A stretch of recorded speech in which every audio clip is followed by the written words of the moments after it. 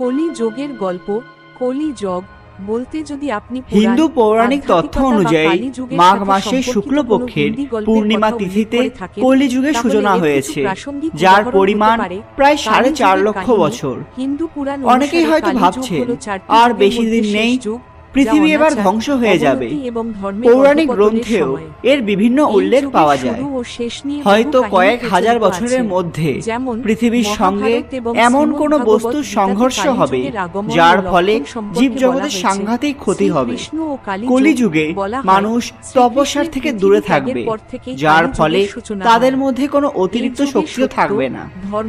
সমস্ত ধর্ম সংকুচিত হয়ে যাবে, সমাজে সমস্ত ব্রাহ্মণ হয়ে যাবে শাস্ত্রহীন। আদিকালে সমাজ যেমন ছিল পুরুষ শাসিত, সেই সমাজ হয়ে উঠবে নারী শাসিত। পুরুষ হবে স্ত্রীদের অনুগত। সবচেয়ে বড় সমস্যা হলো সমস্ত মানুষ সত্য থেকে দূরে অবস্থান করবে, যা হবে পৃথিবীর বিনাশের এক বড় কারণ। কোনো পুত্র